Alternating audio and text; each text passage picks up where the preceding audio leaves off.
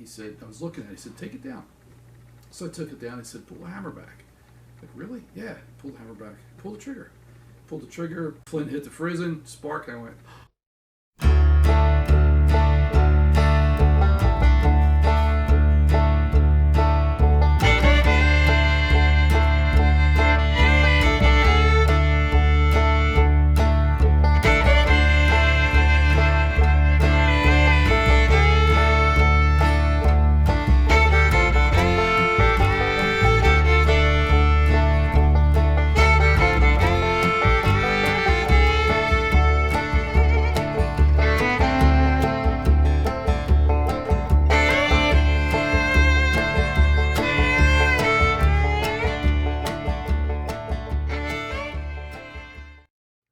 Alright, well, we're down here at my buddy Joe Interrante's house down here in not far from, Ephrata?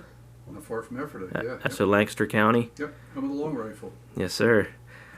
Joe's been a good buddy of mine. I met him at Union County one year. Yeah. Invited me to go to John Reuters. I hunted with him, and he's just been a buddy, a brother in the Christ. So, yeah, he invited us down. My wife and family and I, we had a nice meal here, and him and his wife, we fellowshipped here, and now we're just down here to talk about our passion here. Both share interest in. So go ahead and introduce yourself, maybe a little bit of history about yourself, and Like how I got started? I don't care. However you want to talk. That's what you want to know, right? Yeah, so I'm 65. I've been doing comprehensive financial planning for business owners, individuals for 30 years. I got started in muzzleloading, like most guys my age. Daniel Boone, Thursday nights at 7 o'clock. Disney's Daniel Boone came on TV, and I never missed an episode. I was impressed with him splitting the tree with the axe, but really I was interested in the trap line. He laid out the trap with the teeth and put the stuff on top. That's what really got my interest. So that was in the late 60s. In 1973, Jeremiah Johnson came out, or 72. I saw it at the drive-in with my parents and decided that I wanted to be a mountain man. And then that winter I went hunting and got really cold and realized I probably don't want to be a mountain man. It's really great when you're in the comfort of a heated car. 76 was the bicentennial. That started ramping up interest in history across the country, and I think 1981 I bought my first Thompson Center Hawken rifle. My father-in-law had one, and he had it over top of his fireplace. So we were there for Christmas, and he said, I was looking at it, he said, take it down. So I took it down, he said, pull the hammer back. Like, really? Yeah, pull the hammer back. Pull the trigger. Pulled the trigger, the flint hit the frizzen, spark, and I went, oh. So I went out and bought one, and the rest is history. That's cool. So this is the first muzzleloader I had made for me by someone else, made by a guy named Jerry Vermeesh in Pottstown back in, let's see, I've had this for 25 years, so it's 25 from late 90s. Just a plain early style gun, no fancy carving at all, wooden patch box, single trigger. What's really interesting about this gun is it's an early English lock, so most guys are used to, half cock the frizzen is touching the flint's touching the frizzen. On an English lock, it's there, and that's it. Just a little bit of a throw. I like this. This is a 54 Coleraine barrel, shoots well, I've killed deer with it. Again, really plain. The wood is beautiful, lots of curl. Fits me well. That's the gun you killed the doe with when we were at Reuters. Yeah, pretty much it. Pretty simple. So here's the latest rifle. Yes, it's a Kibler kit, Woods Runner. There's going to be a lot of these out there, but if you have them finished uniquely, then you can say it doesn't look like everybody else's. Shaped the same. This is supposed to be like a 1760s Virginia style gun based off an original with a slightly shorter barrel, 39.5-inch barrel. I think the original is 42. So I got this in kit form. I had a friend of mine from North Carolina finish it. I asked him to age it and to leave the red out because I like, and plain maple, I mean, I like curly maple, but I've seen so much of it I'm ready to not see it anymore. So this is a plain hard piece of maple. A little bit of curl here and there, but he did a really good job with the aging process. His carving is really fine. It's not big and bold, but just enough for me. I like it a lot. It fits me well. The barrel is kind of in the white, but distressed a little bit. So .50 caliber. 50 caliber. Yeah. So why'd you go with the 50? Actually, the most common caliber. I gotta remember where this was taken from. They found round balls. This common caliber was about 40. They're finding 47 caliber round balls when they do excavations. Early guns, bigger military stuff. As soon as they started hunting, the calibers went down. Mm-hmm. Yeah. So yeah, 50 because I had a 54 and I had a 58 in the past, and I've used a 62, and I got a friend of mine who kills them with a 45, so I thought a 50 would be. There you go. So here's a horn that I'm really proud of. I didn't make it; my son did. My son got help from a gentleman in Berks County, and then people like Mike Small helped him, John Proud, Art DeCamp, and then his latest tutor was Frank Willis, and under Frank Willis's tutorage he made this horn, which I think he did a really nice job with. He didn't do the carving. We'll talk about the carving separately, but that's all done with a file. He's a talented young guy. This was all white, screaming to be engraved, and I asked somebody who should do it. They recommended Willie Frankfurt. Willie's fantastic. If you want to get a close-up of this map, this is the Fort Loudon area, and all the detail in here is just fantastic. The more I look at it, the better it gets. So he's got Fort Loudon, burnt cabins, that whole surrounding area. Put a scripture verse on, which was pretty common. I am the light of the world, from the Gospel of John. So I'm proud of that because my son made it. That's cool. Yeah. So here's a small axe that was made for me when I turned 50 by my friend Frank Gillespie. Great blacksmith. Everything he does well. That's a cool little axe. Yeah, it is. This has never gotten blood on it. I don't know if I'll ever use it because I don't want to break it, but You want to split a deer's pelvis with that when you could. break them down? Could. Need a little handle. Oh, hickory? Made correctly, yeah. Yep. You've been making bags for a little while now, right? How long have you been doing that? Off and on for 30 years, probably. Okay. First got started making leather clothing because I wanted to do the mountain man thing. So back in the 80s, that was really popular. So I think I had 4 deer hides and a tandy pattern, and laced together a pair of buckskins with a fringe, and was really excited about that. I think I did it all in one night. I was so excited. I cut it out, marked it, punched the holes, and sewed the whole thing together. And then as you start, your taste starts to develop a little bit more specific for a time period and for your locale. Some of that changed. Was interested in making bags, and did a bunch of stuff on my own for years, and then I thought I should take a class from somebody who knows what they're doing. So Frank Willis offered a class. Frank's a fantastic bag maker. Made this bag in his class. So anybody that takes a class from him is going to make this bag because it's a good place to start. Mm-hmm. You learn how to stitch well.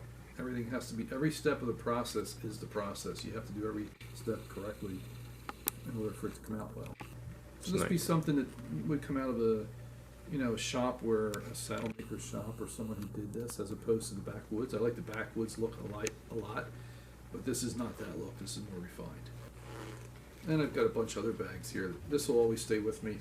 I've got a bunch of other bags here that I've made, different styles.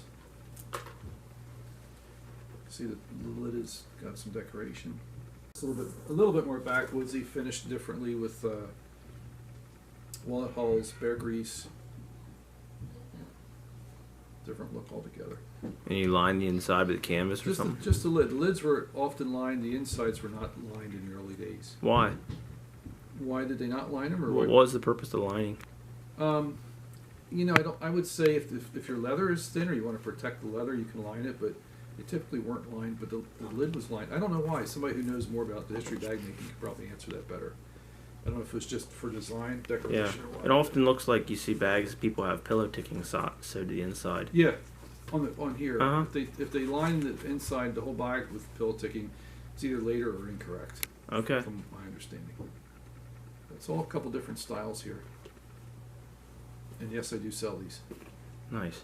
Yeah. There's another one. I don't know if you want to see this. This one is crying out for a button here. Either, I'm not sure, brass or something else. But this is a little bit more along the lines of what I made in Frank's class with the hinged lid. Mm-hmm. Yeah. Nice and deep. It's a lot of work. It is a lot of work, and you usually bleed on every one because when you're poking your holes, you always go through and hit yourself on your fingernail, and you bleed a little bit. Yep. It's part of the fun. Yeah. When did you get started in all of it? So early 80s. Got married in 1980. My father-in-law had bought that muzzleloader, had it on the mantle of his place. So the first Christmas that we were married was 1980. He showed it to me, and I, talked about how that got me interested. I went to a local store and saw an advertisement for a black powder rendezvous. Like, what is that? And I went to the first one. Everything was so cool. I was excited about the teepees and the Baker tents and the Mountain Man stuff. And most guys in the area were into the Mountain Men era then. And then as you get a little bit more educated on what's going on, what kind of things they would have used, not used, what did guns look like, what did they use and not use, you start getting a little bit more specific on what you want to do. So a lot of people were telling me, why don't you go Eastern, and I wasn't really interested in going Eastern. And then one day I thought, I'm out here hunting in the woods pretending I'm in the Rocky Mountains. Pennsylvania's not the Rocky Mountains. What am I doing with a red capote and a fox hat on, right? Even though I thought it was cool. What am I doing with this? So kind of transitioned into the time period of what would have actually happened here in Pennsylvania, because Pennsylvania is rich in history. Oh, yeah. Even around here. We have Barbara Leininger, is buried 7 miles from here at a church. She was one of the girls taken along Penn's Creek during that time period when the Delaware were coming and raiding, killing people and taking captives. So there's a lot of history here. I went to my first Eastern in probably 83, and then my wife and I camped at one in 1984 at Screen Lake, New York. That was kind of neat. We got up there at 7 o'clock in the morning after driving all night. Found out that it was like $40 to camp, which in those days was a lot of money. And they said, don't worry, there's a big feast. You'll get your money's worth in food. Well, we were the last ones in line, and we got to the line where the food was. There was a couple of, like 3 or 4 black beans and a piece of cold meat. And it was rainy, and I got strep throat. Oh, sounds miserable. Yeah, but everything goes right and all the stories to tell. So that was cool. More recently, I've been doing, Fort Frederick because of the time period. Fort Loudon. Fort Loudon's fantastic because the area still looks like it did, for the most part, then. It's not all built up. It's close. It's easy to get to. The fort's doing really well. So that's why I had that put on my horn, too. I really like that area and that time period of history. Yeah, if I remember right, you do more like the French and Indian War era is what your interest is. You're not like... As opposed to Rev War? Yeah, or like even post-war. Yeah. French Indian War, even right after that, Pontiac's Rebellion, there's a lot of things that happened in between one major war and the next. Yeah. James Smith was captured, got back. He had the problem with the... I'm trying to think of what their name was, but they were selling goods to the local Indians, which they had a right to do from the British government. They had a contract for it, but they were sneaking in tomahawks and things. But the Indians were using against the local people that lived there, which caused the rebellion, which we call Allegheny Uprising, like the movie from, 1930s. I don't know if your viewers are familiar with that. No, I'm not. Yeah. So it's a time period where James Smith and the local people were trying to hold... They didn't want to rebel against the British colonies at that point, but they were trying to get people to follow the laws that were in place and not turn a blind eye to things that was being used against them. So that specific time period's really interesting to me. I am by no means an expert. I'm just interested in it. Yeah, it seems like there's a lot of, basically from like 1700s here in America, it just seemed like it was one conflict after the next. There was never like a really time of peace. Not much. Not like we know today. Mm-hmm. Although there's always something going on somewhere. Something's brewing. Yeah. Right? Yeah. All right, let's talk about a little flintlock hunting. What was your first experience with a flintlock deer hunt? Okay, so the first deer I ever got in my life was with a flintlock. I hunted rifle for years. We used to go out to Clearfield County. Those were the days when you'd sit by a tree and 30 doe would walk by you and you just look like, is there any spikes? Is there any spikes? There's no buck around. Just none. You were wanting a spike. Well, yeah, it would have been fine. That's before the antler restrictions, right. And so if you right. It's a we'd see a deer with a spike. Is it 3 inches? And every time shots were going on, it was over here. And I'd go over there and the shots were over here and I missed. The only time I got a shot at a buck is when I was going to the bathroom, just getting done. I hear bang. I look up and here's a buck running right towards me. I'm trying to pull my pants up, grab the gun. So it was just a lot of bad luck. So the first year they had an early muzzleloader season in October. I'm out with my father up in Tioga County. I've got the smoothbore and he's got my rifle, and this deer comes out and it's like 30 yards away. And I remember thinking, don't blow it. So I got a 58 caliber round ball. So I'm leaning against a tree and I shoot it and it goes down. So first deer ever was with not only a flintlock, it was a smoothbore. That was exciting, really exciting. Another story, that same place, late season with a friend of mine, Joe White, who's since passed. We were outside walking up a mountain, and it was cold. It was really cold. And I had stopped to go to the bathroom, of course, and he's drinking out of his canteen, and I look up, and there's a doe standing there looking at us. And I'm trying to whisper to him, like, Joe. He don't hear me. He's like, Joe, trying to get his attention. He's oblivious. So I thought, I'm going to bend down, pick up my gun. This deer's going to run off. Well, I bent over, pick up the gun. The deer stood there. I shot it in the neck. I look over at him, and his canteen's flying up in the air. I don't know what's going on. This deer runs off, and I thought I missed it. And we walked up, and there's a little blood trail. So we followed it about, 40 yards, and it was all piled up. Nice big doe. And we thought we'd make it easier to get back to the cabin, so we built not sure if I'm saying it right, a travois, with 2 wooden poles and the poles across, and we rope all this thing together, throw the deer on it, we're dragging it down the mountain, and the thing falls apart. It would be better off just to drag the deer, but she was big. That was really exciting. My father got me interested in hunting. He started hunting when he was in his 30s, and I would follow him around, small game hunting pheasants up in Letter Rock. That's back when you'd walk into a field and there was pheasants everywhere. I'm not exaggerating. You walk into a field and you could see 20, 30 birds in a field. Now if you see a pheasant, it's like, oh man, look, there's a pheasant. Yeah. It was pretty common then. So, but that's how I got started hunting in general. Hunted with him. My first deer hunt with him was up in the Poconos. And talk about safety. We took a 2x4 and climbed up a tree and put the 2x4 across 2 branches and sat on it, tied a rope around our waist. Can you imagine? And we had to be in a tree at 5 o'clock in the morning. Had to be up in the tree. So we'd get up at 3:30. Now I'm 13 years old. So you're 13, you need a lot of sleep. We get up at 3:30 in the morning, go to the restaurant and eat. Got to eat ham and eggs, right? And I'm trying not to throw up because it's way too early to eat. So and I'm thinking I'm going to see all kinds of deer and stuff. Go up in the tree, sitting on the 2x4 all day long. I saw a doe and 2 fawns about 80 yards away. And that was it. All day we sat in that tree. All day. Miserable. It's miserable. And I went back the next year, and then we did something different. We went to my mother's cousin's cabin out in Clearfield County. They used to put on drives, and we'd see a lot more deer. No bucks, but we saw deer. So it's kind of fun. Yeah. It's a wonder that people that were raised that way, because I know my aunt said that Grandpa used to put her and she'd sit in one spot all day. And that was it. That's how you hunted. And it's like, man, talk about a way to make a person not want to hunt. Yeah. If I had to hunt that way, I would not hunt. That's hard. I can't.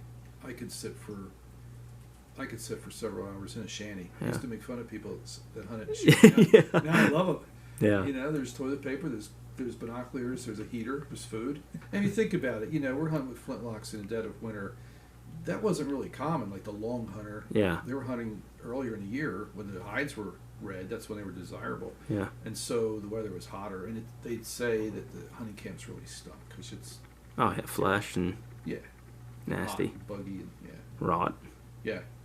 Do you know, I was listening to a podcast recently, they were talking about there was no real good documentation as to how they cared for the hides and stuff. Do you know any details on that? And how, they used a lot of salt. Yeah, salt's all I know. But, what did they do? How did they keep stuff from spoiling and the meat and all that?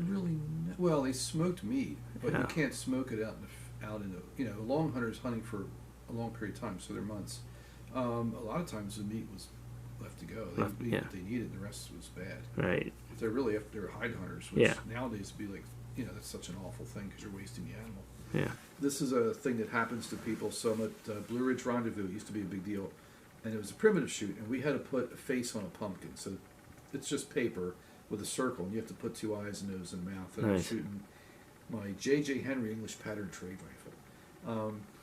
So I shot against 20 guys, and I guess mine looked the most like a face, so I win first place. You know, anybody can do that once in a while. So I'm really filled with confidence. That year I go deer hunting. Here comes a buck, 25 yards downhill. Like, I got this. Boom! Shot over its back. Like, missed a deer. Yeah. 25 yards, because you get all excited, and you don't. And I tend to shoot high. I don't know what it is. I get on it, and I probably go, did I get it? You know? Yeah. And I know I've missed deer from shooting high. I've heard that said several times that guys miss deer. It's typically shooting over them. Yeah. Yep, I did that in Jim Thorpe. A deer came out, and I thought, oh, this is kind of far away. And I aimed high on purpose, and when I stepped it off, it was like 40 yards. You get excited. Yeah. So experience is a good teacher. Yeah. Up at John Royer's, I saw a deer downhill. That's on his video. I shot this far, it's over its back. How many have you missed up there? I've missed. What's the stuff John Royer's not showing everybody? Oh, no, I've only missed probably 3 Okay. in 5 years, which is bad. It's bad. I shouldn't miss. I mean, those distances you shouldn't miss, but you know, you don't shoot a lot. Shooting a paper, you can shoot a paper all you want, but you're in the woods, judging distance, downhill, uphill, getting excited, hang fires, you miss. Yeah. So. But you've killed a couple up there now. Kill a few. Yeah. It's wonderful. Yeah, it's a lot of Yeah. deer. Oh yeah, a lot of deer. But you know, last time I was up there, I saw 24. 4 of them were bucks, but it's not like they're all standing there looking at you. Like, they go 7, they're 80 yards away running. Yeah. Here comes 4 behind you, you know, full speed ahead, like running for their lives, because they are. Getting one to stand still, because a lot of guys will shoot, I'm running, I don't, because I'm not that good a shot. Yeah. Getting one to stand still within range is a challenge. Yeah. That's a great place to hunt. It is. We see turkeys, you know. Yep. It's fun. Yeah, we're really blessed to have that opportunity. Because around here, like, the game lands get pounded hard. So as soon as deer hunting starts, they're gone. Yeah. Yeah, there's some places in Pennsylvania where like it's a joke. Oh yeah, It's you're wasting your time. yeah. I'm fortunate I go places that are public, but I know where to avoid pressure and still find deer. Yeah. And that takes work. Like, you have to know, you got to do your homework and know where to go. And I keep myself busy with work and kids and grandkids. So I don't really put the time in to get out of it what I could, but that's my own doing. So Mm-hmm. yeah, bring me to some place where there's a bunch of deer. I'm happy. Yeah. Always wanted to go out to Colorado for elk, and every year that goes by, it's a little less likely that's going to happen. Mm-hmm. Get older, like I used to look at a mountain and go, man, I'd like to walk up that mountain. Well, you try that when you're in your 60s, even if you try to stay in shape, it's hard. Yeah. And then if you get an elk and you're not with a guide, you got to get it out of the woods, out of the mountains, which is harder. And if you save 6,000 towards an elk hunt, they go up to 10. You save 10, now they're 15. It's just, Yeah. you know, it's one of those. Well, and when you're young and you have the physical capability to do that type of hunting, you typically don't have the money when you have kids. That's And right. then when you're older, then you're like too wore out to do it. Pretty much. And now it's such a point system. Yeah. Like you gotta like have a magazine to follow instruction to know how to even apply. Yeah. Yes. It's to me it's overwhelming. In fact, It's hard. this is the year's first year I put in for elk points. I was like, if I want to kill a Rocky Mountain subspecies of elk, I'm going to do it in the Rocky Mountains. I'm not going to kill a Rocky Mountain subspecies of elk in Pennsylvania because they're not eastern subspecies. The eastern subspecies is gone. They're gone. So I've always had that mindset. And I'm like, you know what? I'm not going to get out west. It ain't even happening. It ain't going to happen. Possibility of me killing an elk in my lifetime will be here. Right. So this year I put in for elk points. Did not even put in for the draw. I just put in for points. Just your points, Like yeah. I don't want draw. I'm not at a phase in life where I can scout Right. or have the time to take off. Right. In 10 years, I'll have enough points and maybe get drawn. Yeah. I can run up there and scout my unit and take 2 weeks off to get it done. Right. But it's going to be done with flintlock, Joe. Oh yeah, that would be. 58 round ball. That's when you want a 58. You don't want to bring the 45. For No, elk. yeah. You could get lucky. But, there's an article in one of the old muzzleloader magazines by Ted. I think his last name is Szynski, and he talks about shooting an elk with a 54 caliber out in Colorado, and his conversation with Chuck Dixon, how effective a round ball is as a projectile. and he starts out something like, "See, I told you it could be done." That's ringing in his head, because a round ball it's a good projectile. So 54, which is funny, if you can kill an elk cleanly with a 54, then a deer, which is a quarter the size, can be killed with a 40. With a 40. It's bullet placement. But the problem is in Pennsylvania, if you double lung it and it runs 100 yards, somebody else could pick it up because there's so many hunters around. Yeah. But that's why I like the late muzzleloader season. There's not too many people out there. No. And last year, when I was up in Tioga County in the late season, I saw so many deer, and it's like I'd bump them, and it was 5 degrees that day. Yeah. It was 5 degrees when I got out of the car in the morning. It might have warmed up into the teens. How many do you need? How many degrees do you need? I know. What I'm getting at is the way the deer acted. Yeah. They acted entirely different. And I think it had to do with the cold weather. They're not going to exert a lot of energy. They know they got to take it easy. Yes. And I would bump deer, and I'd see them go a little bit, and I'd like slip around a ridge and come back onto where I thought they went, and right there they were. They stayed there. They don't go far. Yeah, that's. I noticed that it happened time after time. Huh. And I was like, these boogers are just trying. They're not feeding out of here like you'd think they would. Right. They weren't going far. It's interesting. Yeah. And I think the late season, you get snow on the ground, you got tracks. Yes. You can pick them out. So brown stands out good on white. It does. So it's like. You just don't get much snow. Like, it doesn't snow a lot down here. No. I mean, Tioga probably does. Marion County. Yeah, there's often snow up there. Yeah. But you gotta be willing to get out there and do it. I talked to a couple guys that first day of the late season, the 26th, the day after Christmas. I drove 2.5 hours north, and I get out of the car. It's 5 degrees. I'm like, what am I doing? And then it's like, you know what? It ges light, and I start seeing deer. Yeah. And I start seeing deer. I'm like, this is why you go. Yes. Because you never know. Yep. I remember going in that kind of weather. I wanted to go period correct, right? So I wear my Carl Dyer moccasins.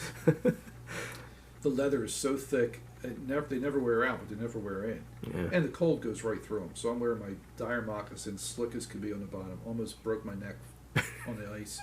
My feet got frostbite. If you ever get frostbite and it starts to thaw, it hurts. I mean, it really hurts. So I put the kibosh to that, and I wear modern boots because it's not fun if you're in pain. Yeah, the moccasins, you gotta be careful in the woods. Oh, yeah. They are so slick. It makes you wonder why the guys even wore them. Well, I mean, they would go barefoot if they could. If it got colder, moccasins, they said, were a better way of going barefoot, and they would wear out all the time, constantly getting wet, constantly needing repair. You have the Fort Ligonier mocks, which tended to be a little thicker, veg tan on the bottom because they made it out of whatever they had, but like a woodland moccasin, you can line it with leaves, you could fur inside and try to get some kind of insulation between your foot and the ground, but a lot of times they had problems with arthritis. When they would sleep at night, they build a fire, sleep with their feet towards the fire so they can keep. It's a struggle. It wasn't like they were just really comfortable. Right. They were just constantly uncomfortable. Yep, and used to it. They were so used to being uncomfortable. Yes. It was just life. Yes. You think about, like, we live between, if you work inside like I do, life is 68 to 72 degrees. Right? Yeah. If it's too cold, you turn on the heat. If it's too hot, you turn on the air conditioner. The only time you're not in that temperature is if you're walking to the car or you're outside at a picnic and it's hot and then you can't stand it because you're used to being kind of delicate. All right, so what do we have here? This is a painting by Lee Teeter. It's entitled Treading on Thin Ice. And you can see that the ice he's standing on is really thin because there's the water. But it has double meaning because these guys have rifles and this deer has an arrow in it. And if you look into the woods where they're looking, you can see two Native Americans who have obviously killed a deer, and by them trying to take it, they're treading on thin ice. That's cool. That's a copy. That's just a print. Uh-huh. And who painted that? Lee Teeter. Lee Teeter. Yeah, good artist. Nice. This guy is actually Wayne Watson, who built the rifle for Hawkeye and Last of the Mohicans. So this one is, I inherited this from my father. It's by Paul Callan, I think, if I'm saying his name correctly. Obviously, they're mountain men. I'm not a big fan of this painting. I mean, the artist is really good, but the guys' faces just look like they have a day job and they dressed up. You know what I mean? Like, yeah, they look really happy. As opposed to like David Wright's characters, they're weathered and they're worn. These guys look like they just came out of the CPA office and put a clothes on. But I inherited it from my dad. The frame's beautiful, the matting's fantastic, but it's not my favorite. But yeah, but it's an inheritance from Dad. So That's neat. this one's called Trade from the Monongahela. You can see the signs here to Lancaster and how far you are from everywhere. I like the painting. Yeah, it's a neat one. It's classic. Whether it's correct or not, you got coonskin caps and all that, but whatever. It's cool. All right, well, Joe, I appreciate your time here and It's inviting us down and going over your experiences and your muzzleloading stuff and your bag making. It was all good stuff. So Thank you. It's a lot of fun. yeah, Good to have you here today. yeah. All right, well, we'll catch you on the next episode. Thanks a lot. With Joe. Thanks to Joe.